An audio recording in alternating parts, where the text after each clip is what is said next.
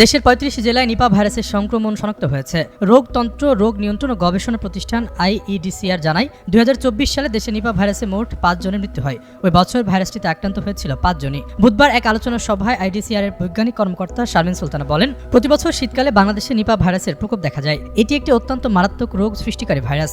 নিপা ভাইরাসে আক্রান্ত প্রায় ৭২% রোগীর মৃত্যু ঘটে। দেশে সাধারণত শীতকালে কাঁচা খেজুরের রস পান করার মাধ্যমে মানুষ এই ভাইরাসে আক্রান্ত হয়। এছাড়াও প্রায় ২৮% ক্ষেত্রে একজন থেকে অন্যজনের মধ্যে সংক্রমণ ছড়িয়ে পড়ে। তিনি আরো বলেন, নিপা ভাইরাসের জন্য এখনো কার্যকর কোনো চিকিৎসা বা টিকা আবিষ্কার হয়নি, যা পরিস্থিতিকে আরো জটিল করে তুলেছে। বিশেষজ্ঞরা বলছেন, দেশের ৬৪ জেলার মধ্যে ৩৫ জেলায় নিপা ভাইরাসের সংক্রমণ দেখা দিয়েছে। আক্রান্ত জেলার মধ্যে ফরিদপুর, রাজবাড়ী, নওগাঁ ও লালমনিরহাটে সংক্রমণ ও মৃত্যু হার তুলনামূলকভাবে অনেক বেশি। ঝুঁকিপূর্ণ জেলাগুলোতে নজরদারি জোরদার করা হয়েছে। সংশ্লিষ্ট হাসপাতালগুলোকেও প্রস্তুত থাকতে নির্দেশ দেওয়া হয়েছে।